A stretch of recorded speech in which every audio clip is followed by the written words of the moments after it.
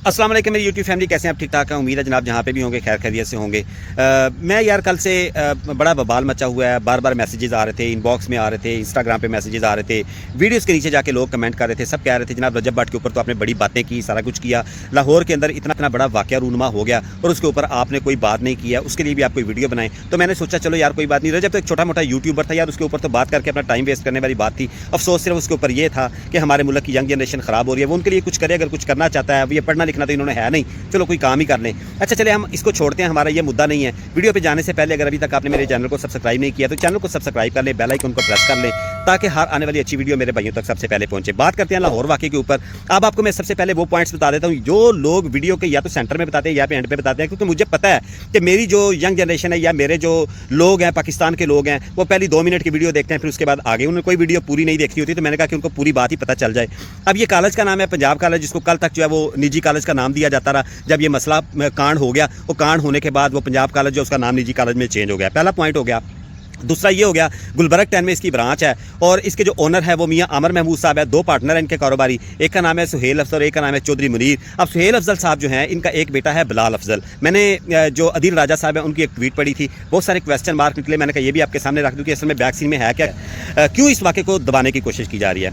अब सुहेल अफजल साहब हैं, इनका एक बेटा है बिलाल अफजल। बिलाल अफजल मोहसिन नकवी साहब जो हैं उनकी काबीना के अंदर जो है वो एक वजीर था, अब वो PCB में है, यहाँ पे भी क्वेश्चन मार्क है। अब जो मियां आमर महमूद साहब है उनका एक बिजनेस पार्टनर है, उसका नाम चौधरी मुनीर है। चौधरी मुनीर का जो एक बेटा है उसका नाम है राहील मुनीर। अब राहील मुनीर जो है वो मरियम नवाज साहिबा का दामाद है। मरियम नवाज साहिबा खामोश है तो वो भाई साहब जाहिर बात है उनका जवाई है, अब जवाई की फैमिली के ऊपर कोई हाथ डालेगा तो मामला तो जो है उसको दबाना चाहिए, क्योंकि इस मामले में कोई बीच में कोई इतनी बड़ी बात है कोई। एक 11वीं जमात की तालबा की इज्जत लूटी है तो कोई मसला नहीं है, मरियम नवाज साहिबा खामोश उनका रहना बनता भी है।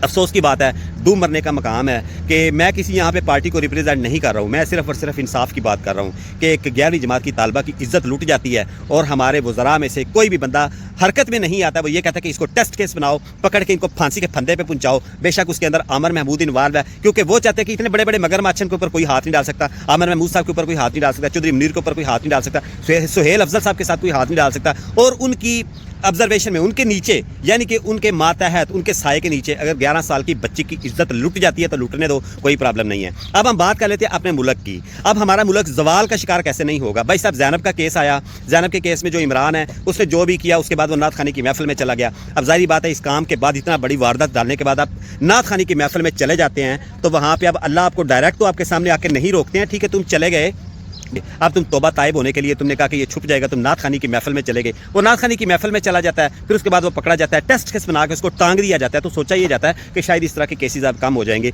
लेकिन अफसोस कि हमारे माशरे की आंखों के ऊपर पट्टी बंध चुकी है, समझ नहीं आ रही। उसके बाद 2-2 साल की बच्ची की भी इज्जत लूटती हुई नजर आई, किसी को सजा नहीं हुई है। मामू जो है वो अपनी 2 साल की बेटी को ज्यादती का निशाना बनाता है, तो मुल्क जवाल का शिकार कैसे नहीं होगा, आसमान कैसे नहीं फटेगा। फिर उसके बाद जिस मुल्क के अंदर सगी माँ अपने बेटे के हाथों दरिंदगी का शिकार हो जाए, वहाँ पे आसमान कैसे नहीं फटेगा, कैसे जवाल पजीर नहीं होगा। जहाँ पे दिन दिहाड़े एक सगा बेटा जायदाद में हिस्सा कम मिलने पर या किसी वजह से अपने सगे बाप को 7 गोलियां मार के रोड के ऊपर कत्ल कर देता है, वहाँ पे आसमान कैसे नहीं फटेगा, जवाल कैसे नहीं आएगा। अफसोस की बात तो यह इस तरह के बहुत सारे हज़ारों वाक़यात हैं। यहाँ पे 11 साल की बच्ची की इज्जत लूट गई है, उस मामले के ऊपर किसी का दिल नहीं पसीजा, कोई हीरो बनने के चक्कर में नहीं है। जुत्तियाँ खा के ना सारे ने हीरो बनना है, जुत्तियाँ खान तो बाद 100 गंडे 100 लिटर खाने के बाद ये मामला फिर वो आएगा कि सिक्योरिटी गार्ड को सजा दे दी गई है। अगर पहले ही उसको ये कर दिया जाता, हवा की बेटी की इज्जत लूटी है, उसके मुँह से निकली हुई बद्दुआओं का आपको अंदाज़ा है ये छुप सकता है, कैसे ये छुप सकता है। लेकिन यहाँ पे हर बंदा अपने जवाई को बचाने के चक्कर में है। मरियम नवाज साहिबा को सामने आना चाहिए था, पकड़ के टांग देना चाहिए था, सजा देनी चाहिए थी, सारा कुछ होना चाहिए था। पुलिस जो है वो एक्शन में आती है, तो पुलिस एक्शन में आने के बाद क्या करती है, वो कहती है जी वाकई की ताहाल कोई तस्दीक नहीं हो सकी। तलबा सरापा एहतजाज हैं, फी तालिब इल्म जो है वो 20-20 25-25 सोटियाँ सिर्फ उनके हिस्से में आई हैं, सिर्फ उनको 20-20 सोटियाँ 30-30 सोटियाँ उनको पड़ी हैं तलबा को। ज़्यादा शदीद जख्मी भी नहीं, क्योंकि सोटी और सोटा यानी कि ये 2 डिफरेंट चीज़ें हैं। सोटी मुअन्नस होती है, जाहिर बात है उसके अंदर तो इतनी ताकत नहीं होती, सोटा मारना चाहिए था, सोटी के साथ उनके ऊपर तशद्दुद किया ताकि इनको हल्की चोटें आएँ। और 27 तलबा को जो है वो रेस्क्यू करके उनको तिब्बी इमदाद दे दी गई, अब वो उनकी हालत खतरे से बाहर है। और पुलिस जो है वो माशाल्लाह से जो हमारे DIG ऑपरेशन हैं, और DIG ऑपरेशन फैसल कामरान साहिब और वो आते हैं, वो आके जो पॉइंट्स वो रखते हैं उनके अहम नुकात में आपके सामने बयान कर देता हूँ। वो कहते हैं जनाब वाक़या रिपोर्ट होता है, लेकिन हम जो है वो हमने अपनी कार्रवाई शुरू की तो वाक़े की कोई तस्दीक नहीं हो सकी है। पुलिस जो है वो इसकी शनाख्त के लिए पूरा रिकॉर्ड हासिल करने की कोशिश की जा रही है, कैमरों का रिकॉर्ड हासिल कर लिया, लेकिन ताहाल कोई तस्दीक नहीं हो सकी है। उसके बाद जो उन्होंने अपनी अनथक मेहनत के बाद 10 घंटे की कलील से टाइम में 10 घंटे के कलील से टाइम में उन्होंने अपनी टीमें तश्कील दे के सिक्योरिटी गार्ड को गिरफ्तार कर लिया। फिर उसके बाद तलबा जो है वो सरापा एहतजाज हुए, तो तलबा को जो है वो इतनी चोटें नहीं आई, सिर्फ आपको मैंने बताया 20-20 चोटियाँ उनको लगी हैं, 30-30 और मतलब हल्की चोटें आई हैं। उसके बाद जो पुलिस वाले उनके पथराव से बहुत शदीद ज़ख्मी हुए हैं और सब जो उनकी हालत खतरे से बाहर है, कितने मर गए कोई पता नहीं है। फिर उसके बाद आगे चले जाते हैं जनाब, वो कहते हैं कैमरों का रिकॉर्ड हासिल कर, सारी चीज़ें टेम्पर कर दी गई हैं। सब अपना बिजनेस बचाने के चक्कर में पड़े हुए हैं, किसी को ये ख्याल नहीं है हवा की बेटी की इज्जत लूट गई है, कोई मुर्गी शुर्गी नहीं थी कि वाकया रिपोर्ट दब जाती, सारा कुछ होता, वाकया दब जाता। अफसोस की बात है, ये अंदर से बातें निकल रही हैं, अफसोस हो रहा है कि हमारा मुल्क किस साइड पे जा रहा है। अब आपको मैं बताता हूँ जिस जगह पे हम रहते हैं कितनी सिक्योरिटी तलबा को दी जाती है। अगर हमारी गाड़ी के आगे कोई तलबा को लेके जाने वाली, स्कूल या कॉलेज लेके जाने वाली कोई बस जा रही हो तो हम उसको क्रॉस नहीं कर सकते हैं।